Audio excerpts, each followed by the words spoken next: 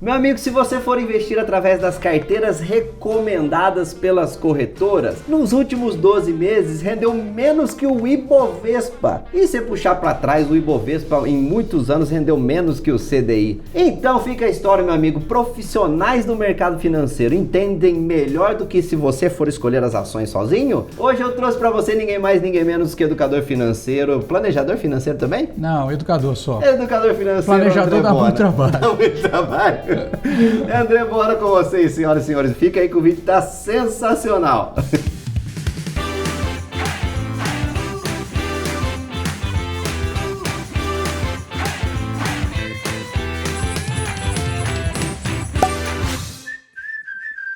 Opa, bom demais da conta? Aqui é Jonathan de Oricuri, Pernambuco. Vídeo de hoje que vai ser top. Bom também, meu amigo, hoje eu tô aqui em São Paulo com o meu companheiro de trabalho, André Bona. Como é ser um educador financeiro, André Bona? Conte as nossas mágoas aí pro pessoal. É muito legal, cara. A gente fica tentando botar na cabeça o pessoal parar de gastar, juntar dinheiro, mas todo mundo quer gastar dinheiro. A gente fica perturbando, enchendo o saco. E parece o meu pai em casa. Eu lembro do meu pai. Meu pai era um educador financeiro lá. Era local. Dentro de casa, né? Mas todo o resto da família só queria saber de torrar, né? Então é um trabalho de quem gosta de ser chato. É triste, você faz um vídeo assim que você fala, puxa, esse vídeo não ficou legal tecnicamente, que a gente tem amor à causa, né? E pá, explode visualizações. Aí você fala faz um dia economizar, não tem um. Não tem um, é verdade. É a vida de educador financeiro. Conta um pouquinho mais da sua história pra gente, André. Cara, então, eu comecei como educador financeiro em 2010, né? Atuar como educador financeiro. Na época não tinha nada de internet, quer dizer, já tinha internet, mas não esse trabalho de educação financeira. Eu já tenho experiência com educação desde 96. Mas relacionados aos outros assuntos. E fui passando conforme minha trajetória profissional, sempre fui aproveitando essa parte de educação financeira. Então, em 2009, eu entrei no mercado financeiro profissionalmente. Em 2010, eu comecei a dar aula sobre finanças, depois bolsa de valores, fui aprendendo tudo presencial. E aí, no final do ano de 2010 para 2011, eu criei o site. Depois de 2013, o canal no YouTube, e foi indo, e aquilo virou a minha paixão, minha ocupação quase principal. Né? E estamos aí. E andrebona.com.br. Exatamente. E o canal do YouTube também é André Bona. André Bona. Muito legal. Tem vídeo? Qual a periodicidade você coloca? Pô, sei lá, eu vou mudando, né? Vai mudando. Atualmente, quando a gente grava, é um por semana, por semana. Sei. Difícil fazer vídeo, aí você não faz ideia, é o trabalho que dá pra fazer vídeo. Pois é. E manter a constância também, né? Mas, André, você não vai fugir não, porque hoje eu tenho uma emboscada aqui pra te fazer. Pô, eu já tinha me preparado pra emboscada, você me jogou pro outro lado, eu já falei, não vai ter emboscada, agora não, voltou a emboscada. Claro, como não? Claro que tem. Meu Deus do céu. Aquela história, né? A gente, como educador, eu já fui muito crítico a isso, sabe? Talvez até inocente em muitos aspectos. De pensar assim, cara, você tem que investir sozinho, você tem que assumir o protagonismo das suas decisões financeiras, que isso tem sempre, né? Claro. Mas eu pensava muito no sentido assim, você tem que investir sozinho, cara, não deixe seu dinheiro na mão dos outros, não. Isso é o William, educador financeiro no começo de carreira. Hoje em dia a gente vê, poxa, mas, por exemplo, você falou da sua mãe, né? Do seu pai? Meu pai. Será que eles tinham aptidão, tempo, saco para mexer com essas coisas, acompanhar Ibovespa, CDI? Não. Como é que essas pessoas vão acompanhar isso? Não tem jeito, né? Não tem. Então, em muitos aspectos, o tempo é o ativo mais precioso que todo mundo tem, né? Verdade. E aí vem a questão, fala, beleza, aí a gente tá num determinada fase de amadurecimento profissional, você vê, bom, eu vou deixar o meu dinheiro com gestores. E aí você vê algumas notícias como essa que a gente selecionou aqui, que nos últimos 12 meses, claro, eu sei que você vai falar com um horizonte temporal pequeno, mas lógico. Não fuja da polêmica. Mas então, a pessoa em 12 meses ali, eu poderia não correr esse risco de seguir uma carteira de uma corretora, nem de fazer a escolha por mim mesmo, o stock picking, mas simplesmente comprar um ETF lá, um BOVA da vida, que tem um benchmark que é o Ibovespa, né?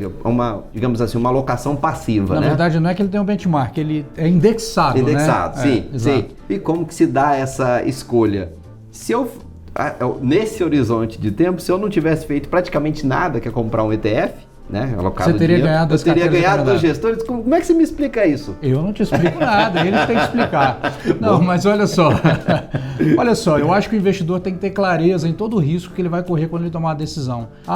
Saiu uma matéria na mídia dizendo que nos últimos 12 meses as carteiras recomendadas perderam do Ibovespa. Nossa, que estranho. Não, isso pode acontecer mesmo. É assim mesmo. Não tem nada de errado, tem nada de anormal. Talvez um investidor iniciante pode se assustar com isso, mas isso é normal. O que acontece? Se você quer entrar em bolsa, investir em bolsa e ter a rentabilidade exatamente do Ibovespa, você compra o BOVA11, segue o índice e acabou. Está garantido que você vai ter a rentabilidade do Ibovespa. Ou escolhe um fundo, não um BOVA11, mas um fundo de gestão passiva, indexado, com baixa taxa de administração para fazer a mesma coisa. Acabou. Você tem garantido o Ibov. Qualquer um, você que está aí, ele está filmando, todo mundo pode escolher render igual o Ibovespa, é mole. Ah, não, mas eu não quero, eu quero tentar superar o Ibovespa. Aí entra a situação. Se eu quiser superar o Ibovespa, eu não vou escolher as mesmas carteiras, as mesmas ações do Ibovespa. Vou ter que escolher outras em outras proporções. Então, ao tentar superar, eu também corro o risco de muitas vezes não superar. Então é pertinente aquele que toma a decisão de gestão ativa, cujo objetivo é tentar ganhar do Ibovespa, muitas vezes perder do Ibovespa. Então a gestão ativa não te dá a garantia que você vai superar o Ibovespa, ele te dá a possibilidade, não a garantia. Exato, é o próprio conceito de risco, né? O conceito de não risco. Só para baixo, para cima, não só para baixo nem para cima, né? Eu tô igual a Dilma. O próprio conceito de risco. O risco é sair diferente do resultado esperado, para baixo ou para cima. Para baixo ou para cima. E aí se você tá procurando, beleza, então vou tentar espelhar o Ibovespa. Beleza, não reclame, se Deus quiser não vai acontecer isso, né? Mas se a gente tiver o cenário que tínhamos para trás, onde o CDI ganhava do Ibovespa. Exatamente, exatamente. E aí tem sempre essa questão, qual vai render mais? Porque a gente tá pegando, olhando para trás e dizendo qual que rendeu mais. Nós não estamos dizendo qual vai render mais. É completamente diferente. Não tem nenhuma relação uma coisa com a outra, o mundo é diferente, as opções são diferentes, o momento é diferente e principalmente o próprio investidor está num momento de amadurecimento diferente. Então essa questão de faço a minha carteira, compro o índice, vou para o CDI, isso é o amadurecimento do investidor ao longo do tempo. Então, hoje nós estamos conversando aqui, você já é um investidor diferente de um ano atrás, eu já sou de um ano atrás, daqui 2 anos eu vou ser diferente também, eu vou incrementando coisas, vou vendo coisas que eu pensei que eram daquele jeito e já vejo que não são mais exatamente igual, não porque mudou, mas que eu melhorei a minha compreensão. Então o investidor vai tendo isso. Eu acho que a principal coisa que o investidor tem que ter em mente é o seguinte, não é possível saber o futuro. Diante disso, ele sai da pressão de tentar adivinhar o futuro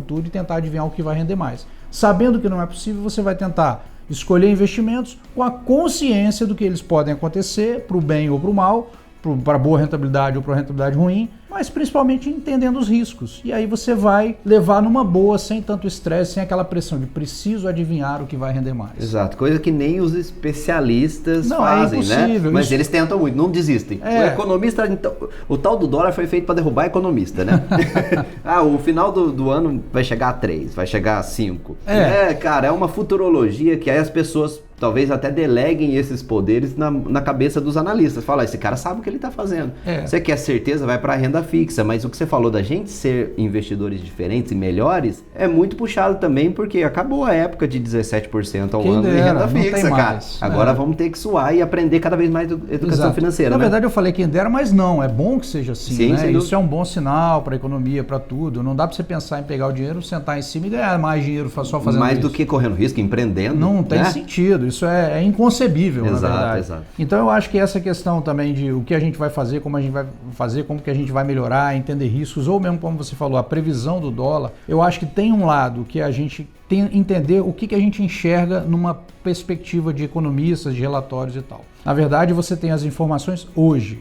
Então, com essas informações hoje, você fala, olha, minha expectativa hoje é que daqui a um ano, em 2020, por exemplo, no final de 2020, a Selic esteja em tal nível, o dólar esteja em tal nível, o PIB esteja em tal nível e tal. Mas, semanalmente, no caso do Boletim Focus, tem atualização, porque novos fatores acontecem. Sim. Então, assim, você não deve olhar aquilo como uma previsão de um ano antes para acertar, mas sim como um norte, um direcionamento. Exato. Então, por exemplo, no ano de 2019, uma coisa muito interessante que aconteceu com relação ao PIB, né?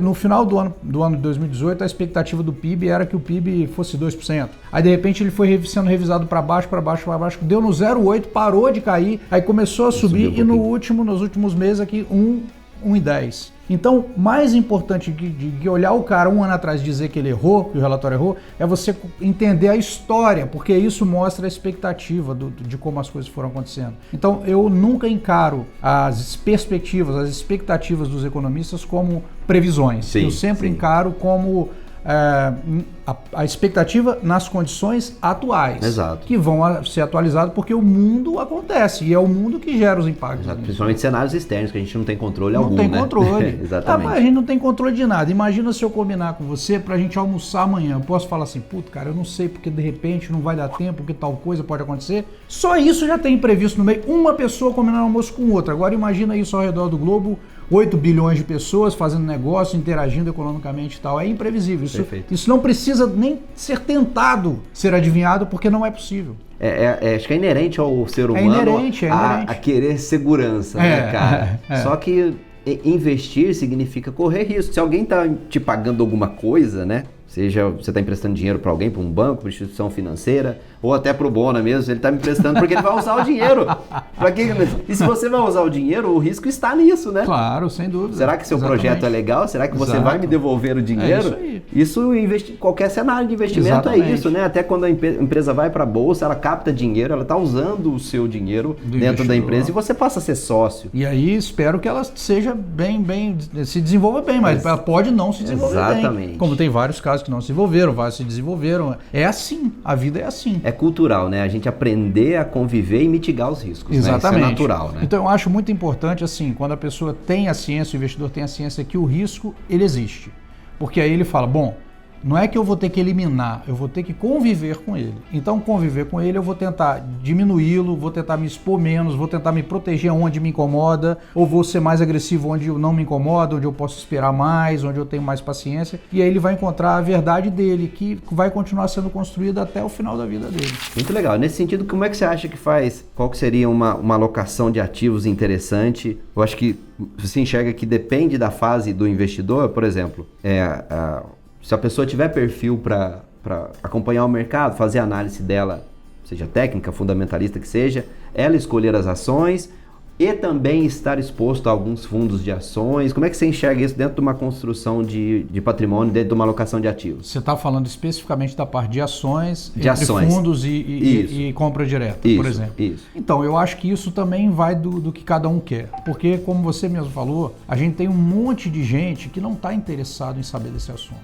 Não estou interessado, é um assunto chato, eu não quero saber, ou porque eu tenho um trabalho aqui que já me gera uma boa renda e eu preciso focar aqui. Preciso me desenvolver, eu quero no final de semana, não quero ficar estudando balanço, eu quero cuidar da minha família, então eu posso delegar. Então a escolha é nesse sentido. Por outro lado, tem aquele que fala assim, não, eu gosto do assunto, eu quero estudar, eu quero me aprofundar e ao invés de ficar vendo, sei lá, novela ou jogo de futebol, eu vou estudar isso me satisfaz. Então depende muito, é lógico que muitas vezes as pessoas falam assim, mas o cara tem às vezes um pouco de dinheiro, será que vale a pena ele fazer todo aquele estudo para escolher meia dúzia de ação? Talvez não faça financeiramente, mas tem uma coisa que é interessante, quando você começa a ler sobre as empresas, você vai tendo um aprendizado. Sim, contabilidade, por exemplo. Exatamente, né? E muitas vezes você usa esse aprendizado no trabalho, você entende o que é governança, você entende como que as demonstrações deveriam ser, se você tem uma pequena empresa e tem sócio, como que aquilo deveria ser a transparência interna. Então você aprende muita coisa também nesse mundo. Então vai da dosagem de interesse de cada um. Eu acho que esse é o principal, não tem fórmula, como cada um vai se sentir bem. Então tem aquele cara que fala assim, olha, eu quero delegar para o fundo. Aí vai ter outro problema, William. Ele abre a conta na plataforma dele, tem 400 fundos. Aí é um outro problema. Aí ele vai ter que se dedicar pelo menos inicialmente para entender o que é o joio do trigo, separar e fazer a seleção dele. Não, eu não quero nem isso. Então você vai escolher lá o ETF, o BOVA11 e vai ser feliz, vai trabalhar, vai cuidar daquilo. Mas é pior, pode render menos? Sim, pode. Mas é a escolha de não gastar tempo. Essa é a escolha, então você sempre tem um dilema, uma escolha e uma renúncia. Eu não quero tentar performar mais, mas beleza, mas também eu não vou gastar tempo. Agora o pior é aquele que vai gastar tempo e vai performar mal. Mas aí ele tem um aprendizado. Inclusive, mas ele tem um aprendizado, exatamente. Desde que não vá com muita sede ao pote, porque aí o aprendizado sai caro demais, né? Não, e muitas vezes eu Vendi a casa para comprar Bitcoin, por exemplo. Não, e tem coisas assim que são incríveis também, que as pessoas têm que refletir nesse tempo que é dedicado e tudo mais, porque a gente faz dinheiro no trabalho, né? Exato, cara. Então, assim, não tem nenhum das pessoas que, inclusive, fazem conteúdo na internet, educação financeira e tal, as pessoas estão empreendendo, então estão ganhando dinheiro no empreendedorismo. Então, daí o que sobra você vai acumulando. Então, essa história de vou viver de investimentos, beleza, mas você precisa acumular um patrimônio, porque o rendimento só existe sobre algum patrimônio que exista, não sobre um que você nem tem. Exato. Então, você precisa acumular. Então, tem que tomar cuidado para a quantidade de estudo e dedicação ao mercado, ou a carga emocional que às vezes você vai jogar ali, não, preciso saber tudo e tal, se não está te atrapalhando na sua profissão, no seu desenvolvimento profissional, que é ali onde você efetivamente faz dinheiro e agrega mais valor. Exato, é focar em ganhar mais dinheiro, exatamente, economizar mais. Isso. Investir a última parte, a claro. última parte, porque exato. Você precisa que o investimento ele ganhe da inflação, seria uma premissa básica, preservar, né? Exato. Poder de compra. E a partir dali você garantir que o longo prazo, o problema é que ninguém quer isso também, o pessoal quer coisa para ontem, né? Que o longo prazo cuide ali dos juros compostos, que o T no exponencial, por isso que demora, mas a hora que pega também vai acelera. Tem um problema sério que é assim, né? Você vê às vezes a pessoa que tem muito dinheiro, às vezes, o que eu chamo de dinheiro gera dinheiro, né? Pessoa com muito dinheiro se expondo em bolsa, a gente fica sabendo só da história boa também, você não vê o que o cara se ferrou, né? Mas que o cara pôde ganhar muito dinheiro, por quê? Ele apostou dinheiro suficiente e aquele dinheiro que ele apostou, se ele perdesse, eu tô falando de aposta aqui, mas é um termo até chato de falar, você tá falando, né? assim, se posicionou no mercado de tal maneira. Por exemplo, vamos dar um exemplo prático. O cara tem lá alguns milhões de reais, ele colocou 100, 200 mil reais numa OIBR da vida.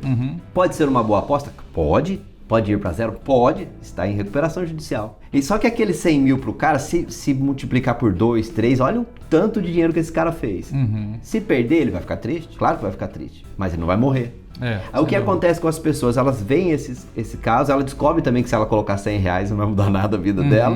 Ela fala, opa, então eu vou colocar 100 mil também, que é todo o dinheiro da minha vida. Aí mora a merda. Não, né? e aí você falou uma coisa crucial, porque é justamente o gerenciamento de risco e a alocação. Nesse primeiro caso, e no segundo caso, a pessoa ainda vai com toda a carga emocional virando um torcedor. Contra ela, né? Contra ela. Eu tô jogando contra mim mesmo, né? Exato. E aquilo que a palavra que você usou no começo, que depois você corrigiu, a aposta, pra ela é aposta. Sim. Lá pro primeiro que tá gerenciando o risco, colocando um percentual menor da carteira, ciente, não, eu sei que pode dar problema, mas se der certo, vai dar muito certo, vai ser bom. Esse tá fazendo um investimento consciente, ele tá ciente do que tá acontecendo. Já a pessoa que coloca toda a carga emocional ali, não tá. Aí realmente ela tá fazendo uma aposta. Exato, sensacional, cara. Muito bom a diferença de aposta para investimento aí, o conceito de graça para você. E aí repara que pode ser a mesma coisa, o mesmo valor, a mesma coisa. É a relação do investimento com o indivíduo é que vai fazer com que aquilo seja uma aposta ou realmente um investimento consciente. E nesse ponto é bastante injusto, mas você tem que saber disso, né? O cara que tem dinheiro e ele sabe o que ele tá fazendo e não se expõe demais, ele tem chance de ganhar muito dinheiro com um risco bem menor, controlado, né? Agora, enquanto a gente não está ainda nessa fase, você não está ainda na fase de usufruir, você está construindo o seu patrimônio, é o que o Bona falou, focar em trabalhar e economizar, porque não tem outra opção, né? É isso que eu ia falar, também não precisa ficar ansioso, o cara lá tá fazendo porque ele já fez um monte de coisa que você ainda não fez. Então você vai construir, você tem o seu tempo de construção, não precisa ansiedade, você não precisa resolver o problema de investimentos, o problema no sentido de resolver sua vida financeira em um dia, uma semana, em um mês. Isso é ao longo de toda a vida, é um processo que do dia que você nasceu você começou a gastar dinheiro, então lidou com dinheiro, não foi você, mas alguém lidou para você, e depois até o final da vida você vai ter que lidar. Então não tenha ansiedade, vá com calma, evite cair em buracos que podem te fazer perder 5, 10 anos para se recuperar. Eu acho que esse é o grande lance. Lembra, perdeu 50%, tem que ganhar 100%. Lembra sempre disso. Pra cima é mais difícil. Pra cima é mais difícil. Bona, o que você gosta de investimento, cara? Sei que é muito pessoal isso, não quero que você fale suas ações que você tem. Eu não gosto de falar minhas ações, porque eu acho assim, eu quero me dar o direito de estar errado. E as pessoas, você sabe como é que você convive todo dia com isso. O cara sai comprando lá, o Bona falou que gosta de Bitcoin, esse cara sai comprando, é assim, né? Eu concordo com você, eu também nunca falei, só algumas poucas pessoas sabem porque eu me preocupo com como a pessoa que vai assistir o vídeo vai entender. E você tem um racional para uma escolha. Você escolhe porque você acredita numa tese baseada no raciocínio que você tem. Então você não tem como capturar isso e achar, e se o raciocínio estiver errado? Exato. Puxa, eu não sei a realidade do Bona, então eu tô colocando, sei lá, quantos por cento do meu patrimônio, eu não sei o que o Bona tá fazendo com o dele. Então eu não gosto muito desse jogo. Mas falando em classes de ativos, o que você gosta, o que você tem na sua carteira, o que você acha que é legal? Eu gosto muito de renda variável, tenho uma parcela relevante de renda variável, mas assim, hoje, falar que tem muita renda variável na carteira é um negócio que é até sexy, né? Mas é batido, porque assim, o Ibovespa está subindo há 3 anos, então eu estou dizendo para você, a Bona está dizendo, por que subiu 3 anos? Não é verdade, eu sempre aumentei ao longo dos últimos anos mais, mas não é porque eu gosto de ações, é porque eu gosto de empresas. Eu gosto de empreendedorismo, eu me identifico, eu gosto de saber como é que estão indo as empresas. Isso são coisas, as minhas leituras em casa são não apenas sobre Benjamin Graham, o Peter Lynch, mas são sobre também negócios, sobre estratégia empresarial, sobre marketing, coisas, Michael Porter, Philip Kotler, Peter Drucker, é uma galera de gestão. Então eu gosto desse tema, então por isso eu me sinto muito confortável. Eu, por exemplo, não tenho fundos imobiliários. Não que eu ache que seja ruim, mas é porque eu não gosto de imóveis. Sim, entendeu? Pelo mesmo sim. motivo eu não gosto. Você acha cíclico demais? Não é cíclico, não é nem pelo resultado, é porque eu penso assim, poxa, por exemplo, a gente está aqui num imóvel. Esse imóvel está parado, então se ele render aluguel, eu estou pegando um troço parado e entregando. Isso. Já uma empresa, ele usa o imóvel como parte e tem que criar valor, é um negócio muito usa mais como dinâmico. meio, não como fim, né? Exatamente. Então, assim, a agregação de valor, o valor agregado de uma companhia você coloca muito mais inteligência para entregar um produto, para pagar. Então, isso me fascina. Eu sempre fui assim, sempre gostei. Então, eu gosto muito de renda variável e na parte de renda fixa eu tenho a reserva de emergência. O fundo DI é o que eu utilizo para isso. Show de bola, cara. Outra coisa também que eu acho que vale a pena pensar, porque a gente fala muito, William, em bolsa. Bolsa, porque a economia vai bombar, então bolsa. Só que é o seguinte, a gente já falou aqui que bolsa é ação, e ação é empresa. Então nós estamos falando, o ambiente empresarial está melhorando. Não é que a bolsa vai melhorar, o ambiente empresarial vai melhorar. Né, a economia. Sim. Então isso também abre espaço para você encontrar um cenário mais favorável para pequenos empreendimentos. Então pessoas hoje que têm uma grana, que guardaram a grana ou que estão a fim de empreender, de repente podem começar a pensar em colocar esses projetos para fora. É uma outra possibilidade de investimento que não é no mercado financeiro, mas é um investimento. E aí o cara pode comprar uma franquia ou pode se associar ao cunhado lá na pizzaria que vai abrir no bairro, porque todo mundo agora naquele bairro, de repente, estava todo mundo desempregado, agora está todo mundo empregado, vai ter consumo. E aí eu já participei de investimentos em pequenos negócios, coloco um dinheirinho numa coisa, coloco na outra, e esse negócio aí também perde dinheiro. Então, Sim. você acerta 1, erra 20. Então é assim, é natural, tem que saber, mas eu acho que é uma possibilidade porque ali tem grandes oportunidades também, entendeu? E tem os invesgostos, né? Invesgostos, eu vi esse termo. Você viu esse termo? Esse termo quem usou primeiro foi o Eduardinho Teixeira. Sim. Eu achei legal porque ele simboliza o que é o negócio, né? Que é você tem um negócio, mas ele tem uma característica de investimento porque você não precisa ficar lá cuidando todo dia. Sim, você joga o dinheiro na veia da economia real. Exatamente. Então você pode ter, por exemplo, um investimento em energia eólica. Então você participa de uma empresa que faz isso e tem lá o gerador gerando dinheiro. Ou você, como eu faço, faz investimento em florestas nobres, em plantio de florestas nobres que vai crescer, depois vende a madeira daqui a 20 anos, e em vez de o pessoal comprar a madeira ilegal, compra daqui, que tem procedência, está dentro da regularidade e tal. Então, essas coisas também a gente deve olhar num momento de economia mais aquecida. Eu acho interessante isso porque quando você fala de empreendedorismo, as pessoas inerentemente elas sabem que tem risco. Sim. Só que aí você vai falar de bolsa de valores, a pessoa parece que já está com aquele viés de pensamento da renda fixa, fala, mas isso aqui é muito arriscado para mim. Cara, em escalas ali, lógico que quando você está empreendendo, o risco é muito maior, porque você não tem a capacidade de gestão de um diretor de uma Ambev, por exemplo. O controle está com você, lógico, muita da culpa se der errado é sua, tirando a economia, né? Tirando o cenário econômico. Mas, de repente, em muitos aspectos até, ir para o mercado financeiro é menos arriscado do que empreender. Só que empreender na cabeça das pessoas, a pessoa já pensa no risco, né? Sabe que tem risco. Só que quando está falando de investimento, procura segurança. Não é estranho isso, né? É verdade. Então, você está falando, tipo assim, você associa uma coisa com outra que não tem associação, mas tem associação com outra. Empreender tem associação com ações. Ações não tem associação com renda fixa. Sim, exatamente. Entendeu? A pessoa vem da renda, principalmente agora que a gente está vivendo Selic patamar mínimo histórico, preciso construir essa mudança de pensamento aí, né? Se isso perdurar por muito tempo, porque também isso que favorece isso é o cenário de juros internacionais baixos, né? Mas se isso perdurar por muito tempo e o Brasil fizer o dever de casa e tal, né? Eu tenho mais de 40 anos, então já vi muitas frustrações, assim, de achar que agora vai.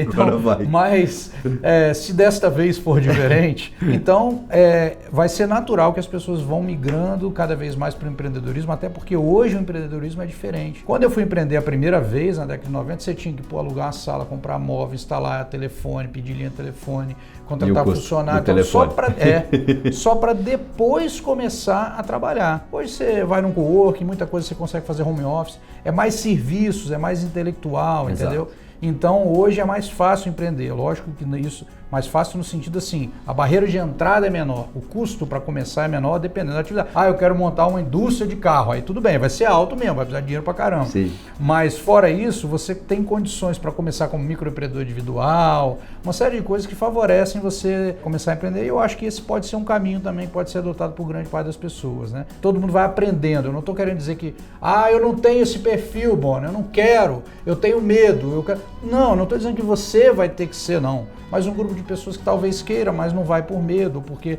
num ambiente sempre foi ruim para você fazer isso, burocrático, impostos e não sei o quê, de repente o ambiente melhora e passa a viabilizar essa possibilidade também para várias pessoas. Sensacional, Bona, papo legal. Sensacional. Antes de despedir de você, eu quero que você fale das suas redes sociais, do seu trabalho, onde que as pessoas podem te dar muito dinheiro e você gerar dinheiro para elas também.